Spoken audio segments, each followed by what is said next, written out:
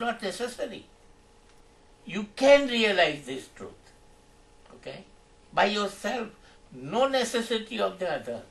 Whereas in the prayer, if you are in a female approach, if your approach is surrendering, if your approach is love, that is what Mahavir was distinguishing two psychological traits of human beings. He was not saying male in the sense of Purush and female in the... So Chaitanya can, do that. Okay? He reached the same way as Meera did. And there is one Malli Bai. Jaina said they were Malli Nath. Only exception in the Tirthankar. But Malli Bai reached through meditation. Right. Okay? The only female Tirthankar. Yeah. And there was one Lalla in Kashmir. Oh yeah. Okay? So she reached by meditation. True, but my point was that majority of ladies, for them, Bhakti Marga, Prem, Samarpan, Yeah. those things appeal to them in a general sense. There may be Now, exceptions. in a general sense, it appeals to them because you don't have to do anything. You go to mandir, come back the same way. And you are called a very religious person. So it's very easy. Yeah. Okay? But that's not bhakti. That's not. And bhakti is not the way. Buddha Mahavir would never accept that. Yeah. It's not their way. There is a Dhyana Marga. Dharma. So before the break, I was trying to inject something. Was that only Correct. that Bhakti Marga, as in several you mentioned, and Gnana Marga, Buddha and Jaina, and Seva, for example, Christians. So there are many ways, but what we all know, I don't have to tell them that as if it is a news to them, but they all are talking about the same thing, and they all are going to the same spot. Whether top of the hill you go from one hiking trail or the other or the third, but when you so there is no difference eventually. The access to that Yeah, state. but that is another good point you made, which I should have emphasized, that if you take this Western approach, okay, now I have tried to ask this question many times and I'm not very clear about Judaism. Because I have asked about 10,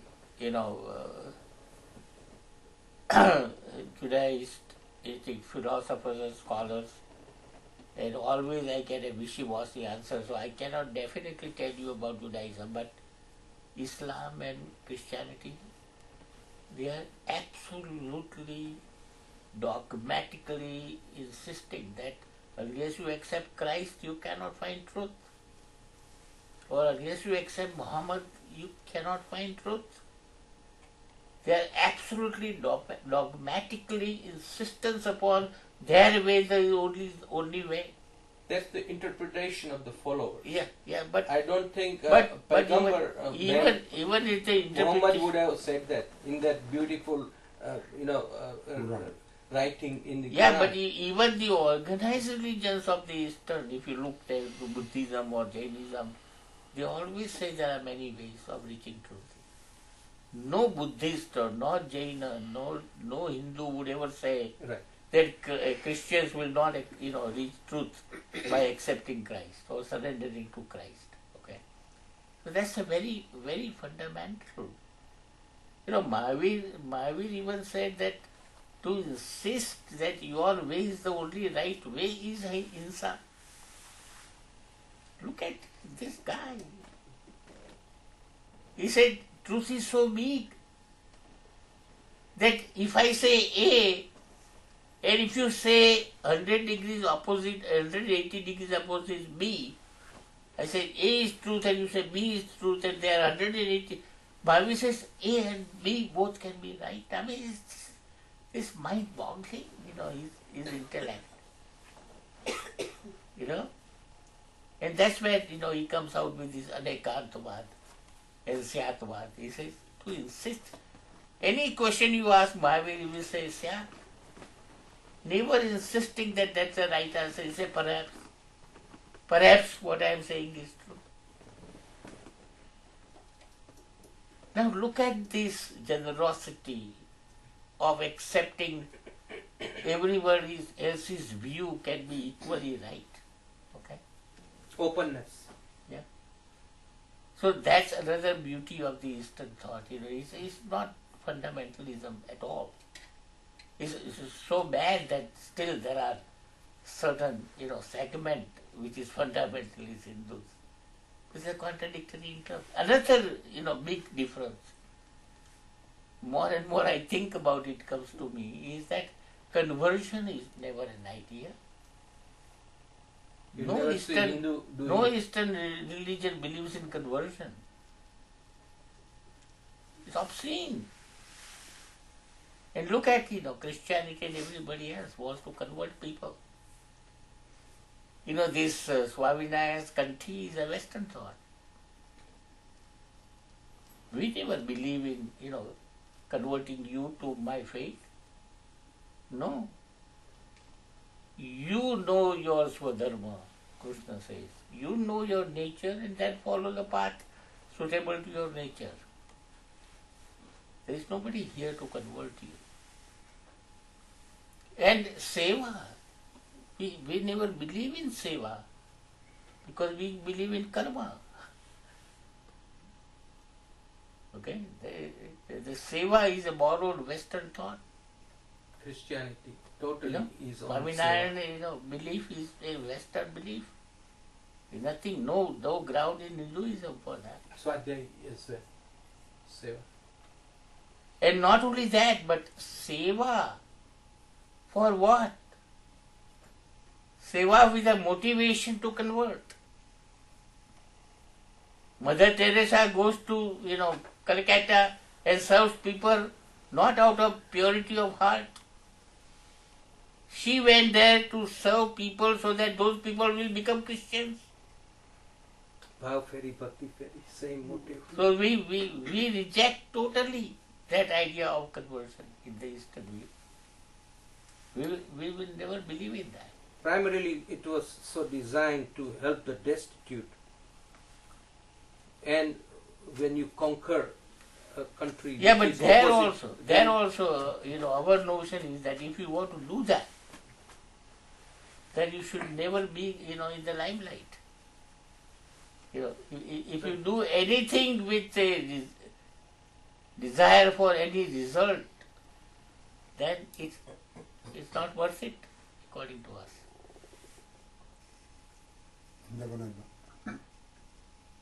He mentioned about 24 Tirthankars, and then maybe another 24 Tirthankars. What is your view according to your reading? My understanding is that Jainas believe that tradition has ended with Mahavir. There will be no 25th Tirthankar. That's right. That's at all. That tradition has ended. And that school of thought, there will be not a new one born. And the reason is, as I understand it, that Mahavir got enlightenment not in his last life. He got enlightenment in his previous life. He was already born enlightened.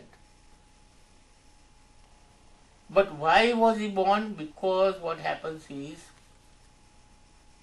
that although all your desires are extinguished, when you become enlightened, there are no desires left.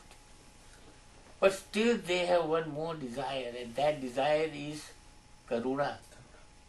Because they want to share that to other human beings.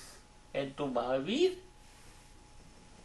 his unique sadhana in his last life was not even to communicate to the human beings.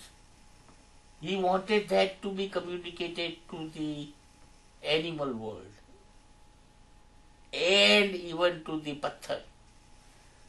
that your destiny ultimately is the enlightenment. So his sadhana, Mahavir's sadhana, in the last life was the sadhana of telepathy. He wanted to communicate without words to the other animal world, or other than human beings, because everybody else has that karuna. So Mahavir got these words because of his desire to communicate what he achieved to the other world. So there is no rebirth necessary, because his last wish was fulfilled in this life. In Buddha, they say that they are still awaiting for Maitreya, because Buddha got enlightenment in this last life. So they are waiting for another Maitreya. The whole approach of Theosophists, Eddie Besant and all that, and J. Krishnamurti, was they were preparing J. Krishnamurti to receive the Atma of Buddha. He was being prepared for Maitreya, but he rejected that. He said, I don't want to be a Maitreya, I want to be me. So the whole experiment failed there. So the reason why there would not be a 25th Tirthankar is Mahavir got enlightenment in his previous life, and he came to this life only to share that to other world. That is another thing that I have mentioned, but I will mention again. Each one of these enlightened beings have a unique contribution. Ramakrishna, for example. Ramakrishna achieved it through bhakti first. But after that he wanted to experiment with meditation, so he accepted Totaram as his guru and he meditated. He achieved the same truth many times through different paths, just to prove that there are many paths you can reach that. Now it was not necessary. Once you achieve the truth, what is the sense? But he did that. There was a unique contribution. Mahavir's unique contribution surpasses everybody else's because he was concerned about the other world, the animals, and even to this this matter, because it is the same form of energy. There is no difference. It makes me wonder though, Indrabhai, that if Mahavir Swami already enlightened, he was in the prior birth, then when he came in this world, why did he have to spend a few decades, if I remember right, not talking, just in the sadhana, before he would come out and start Upadesha? Am I right? Yeah, because I said he was trying to get the sadhana of telepathy. He wanted to communicate not only to the human beings, because everybody else had done that. So he was interested in going deeper than the human world. So you look at myths, all myths surrounding Mahavir, okay? Yeah. He would be standing there and animals would be all there. Even his, this patthar, somebody खीरा ठोकता है उसके कान में, कुछ नहीं होता है उनको. His sadhana was to bring his consciousness to that level, so that he can communicate without saying a word. That's unique. That's never happened in the history of human beings. No other gurus ever. Yeah, nobody, no other. That's why Mahavir is great. Karuna to the ultimate degree. Even if Ultimate, he got pricked here, instead of blood flew the milk. Yeah. Because he tells the patthar that तुम्हारी भी यही नियति है. Because what is matter? Physics now says matter is also fast moving energy, same energy. Because the energy is moving so fast that you are not able to see the gap. Just like a fan. If the fan moves very fast, you are not able to see the space between those five. So it is the same energy, but at a different level of consciousness.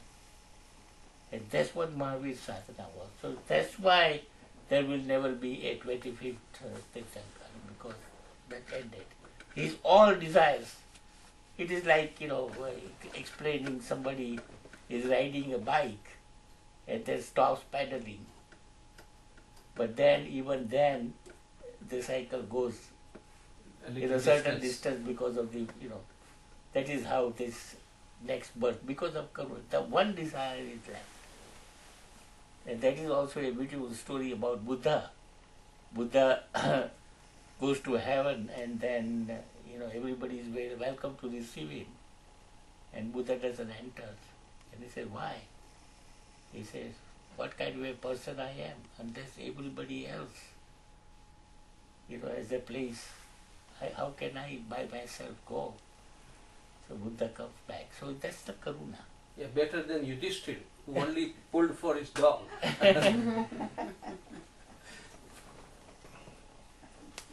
So, to answer that question, that's the tradition, it ends there. Their way of telling why they preach that he is the last one. Just like in Muslims, why Quran is the last writing of God and nobody can alter anything and nothing more will be written. Correct. Right? Correct, yeah. Simple. Fanatism. Now, I'm struggling with this. You have the West, that focus on the object. The East, focus on the subject. Right? The focus on the subject won't feed my body, won't give me a shelter. Right? I have to become dependent on somebody else. At least the focus on the object, I have prosperity, materialistic prosperity. So ideally, why can't we mix the two? That's exactly the right kind of an approach. Right. Eastern view never says that you have to be poor. Akarta, Never. but continue karma. Yeah. Akarta bhave, but continue karma. And not only that, our Janak and Krishna both are greatest example. Oh yeah. No. So given that, why isn't that message carried through? Because it is a misinterpretation of what Eastern view of spirituality. So why don't you fix it? Well, that's what I'm trying to do.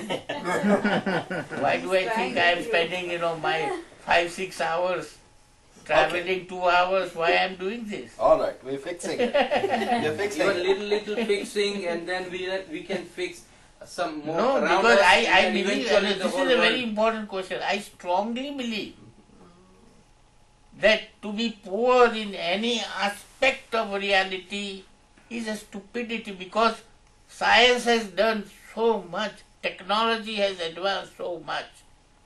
It is because of the foolishness of ourselves and our politicians that world is poor.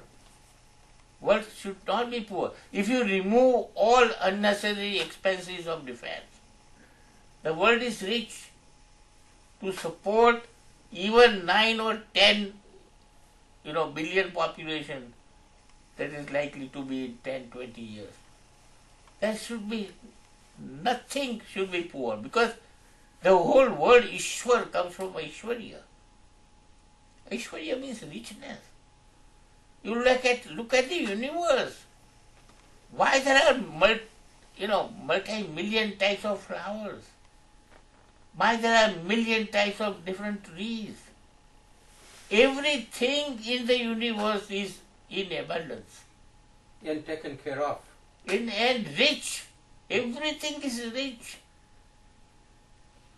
So my thinking is that you should be rich in material resources, and you should be rich in aesthetics. You should have richness in your taste in aesthetics. You should love poetry. You should love music. You should love every aspect of this beautiful life. Be rich in material resources. Be rich in aesthetics. But at the same time, don't neglect the richness of our spiritual world. Be meditative. Be rich in every aspect. You have 9 floors, 4 floors underground of consciousness.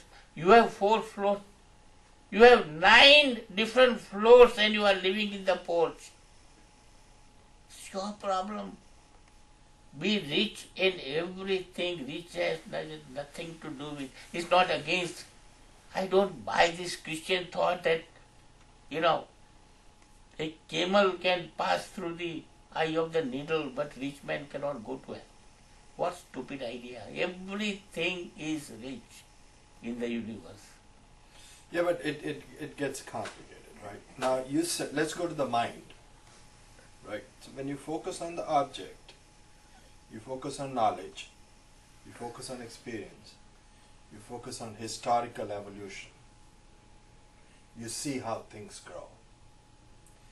When you focus on the subject, you focus on permanence, right?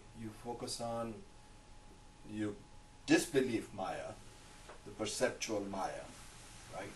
So can the two worlds combine? No, on the contrary. On the contrary, my thinking is that once you realize your true nature and the subjective world and the truth, then you are able to use your mind to the maximum extent possible. To be a billionaire. Yeah, if you want to. Your capacity to use your mind. Look at what Buddha has, talked about in Dhammapada. Yeah, but they never made a dime. See, all these great people never made a buck. Somebody else fed them. They were 24/7 spirituals. I am 10% spiritual, 90%. I've got to fight. But I don't think so. No, but you realize all these people did not live the householder life. The Buddha and Mahavir left all the wealth and their family and their children and then went to Yeah, jungle. but that doesn't mean that they were not capable of generating that. No, Okay? they were capable. Maybe, Why did they why? Because they found that if you are having jewels in your hand, why would you keep holding the coal? The things that are valuable to us, they had found things which were more valuable than the things that we find valuable. So it would be foolish for them. That's another idea that Jains have clearly misunderstood. Mahavir has not done any tyag. Mahavir has not done any. Would you declare in the tomorrow's plain dinner that I threw this much garbage out? You don't. All the things that we believed he left, there was nothing to leave there. वो छूट गया उससे, छोड़ने की उसको जरूरत नहीं पड़ी. Wasn't worth holding on to. Yeah, because he had found some better. Yeah, pardon me, but there I do have some response to what you were saying. Mahavir, Buddha and similar.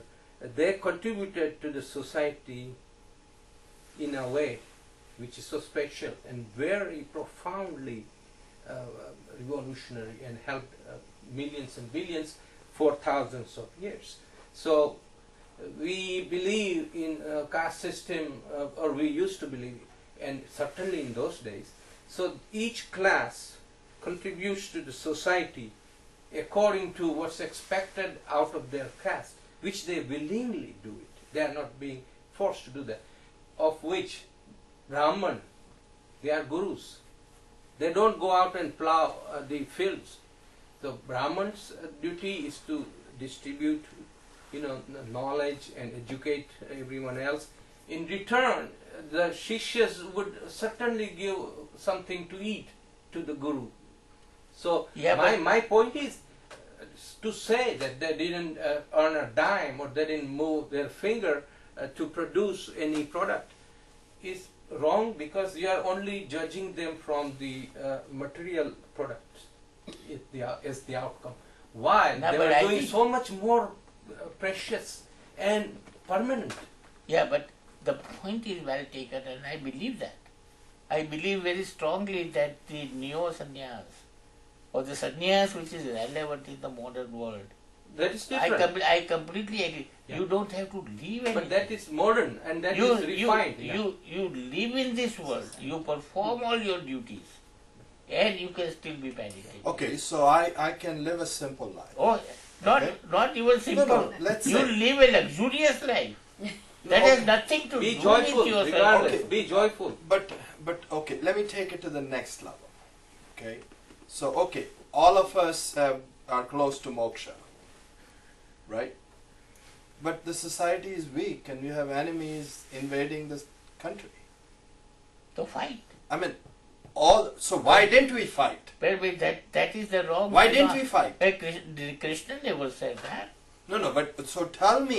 Did Krishna ever say that you don't have to fight when the fight is justified? Yeah, but in the Bible, 1,000 years of subjugation, 1,000 years, 400 generations, right? Yeah, but you can't, Why didn't the message go in? Yeah, Why but- didn't Krishna's message go in? Well, as Christ's message sunk into West, I mean, it is always a tragedy. These people are way ahead of their times. But that's why I think it is our duty to understand them. But that's properly. why we need to make the message richer by saying, Well, okay, personal freedom is good, but make sure that nobody else invades your freedom from outside. Well, absolutely, but there is no contradictory terms. Even Mahavir. No, but that point needs to be stretched. Yeah, but the reason is there are two aspects of it. One is an individually I can say that I will not kill even for self-defense. I can say that. Mhm. I am prepared to die. But when I am a king, when I am a government, which has a duty to protect its people, then, ahimsa doesn't apply there. So what's your response to 9/11? 9/11, you fight. So somebody kills 2,983 people, Yeah. right? Yeah. You go and kill what, 50,000 people? Well, it doesn't matter. I mean, if you find out those people, How many and you whoever is supporting them, you have every right to Because we destroy have the a support. lack of That, focus. We don't know exact source. Or else we can just kill 3,000 if they are only 3,000. We don't know where they are, and so we are kind of having throwing arrows in the dark. That's what we have been doing. No, it is not throwing arrows. in Because the they dark. are not in one place. And that's No, we knew that these training grounds were from Afghanistan, and we told them, Taliban, many times that you stop doing that, and if you are going to harbor them and support them, and then we are going to attack you. And that's the duty of Raja. true. That didn't You know, stop nothing. excuse me, this contradicts the earlier statement we made during the 9/11 discussion you started. And the suicide bombers would go and give up their life, to kill other people. Okay, and only way to vent out all the angers they have built into. That's what we heard. Correct. Now, then you say there is a meditation is the solution Yeah, for it's the to ultimate remove solution. that Ultimate anger, solution, but it takes time. So if we respond to this 9/11 by killing another 50,000, as Dr. Gehani said it, so there is no difference between them and this act. no, It's a continuation of killing each other. no, there is a big difference. At an individual level, you can respond by not responding it. But when you have a duty to protect other people, the duty of the government is totally different than your individual response. What I was saying is that even if you justifiably kill the people who killed you, that is not going to solve the problem permanently because they are creating the new ones. You can kill the existing, Al-Qaeda, but Pakistani madrasas and madrasas everywhere are producing new, killers. So where would that end? The killing itself would not Then it end will to be the ultimate. reciprocating every Yeah. time. So You kill, ultimately, you kill. ultimately That's the what has solution happened is in lost. history. Yeah. So then Gandhiji didn't say that way. If you go on Gandhi's view, then it's not that way. If somebody come and kill some people, doesn't mean you go and kill. You try to, provide Yeah, some but, knowledge that hey, there is even- other than killing. But even Gandhi, Yeah. he enlisted in the army. As ambulance. No, As an ambulance. no, he didn't did not say that. enlist. He No. did not enlist as a soldier. He did. No. Yes, No, yes. I mean, Indra, I think he enlisted as in ambulance. He was not But- called for it. But he allowed other people to go and fight for Right. British, right? Not Right. only that, but he was Okay. he could have been called, but he was not called. He was asked to serve, as an As ambulance. an ambulance.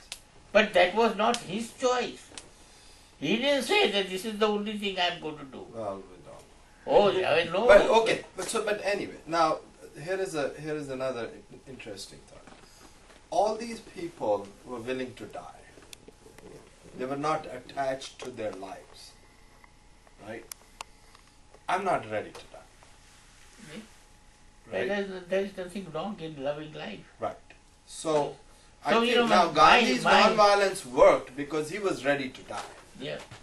And on top of that, many of them actually felt living is torture. They wanted mukti. Mhm. But you see, in this day and age, I mean, you talked about the evolution of the mind. In this day and age, you can't say be ready to die. I mean, that's the jihadi suicide bomber. That's a hypocrisy. You'll get 78 virgins and this and that. No, but that's why, all my emphasis, if you have listened to my 4 lectures, my emphasis on life affirmative religion. Never a religion which is obsessed with death. That's not my way. It Or has to be a deprivation. life affirmative, life respecting, life loving. Love, joy, and celebration. But Yeah. Christianity also, I think it celebrates death and next life. Yeah, but it has become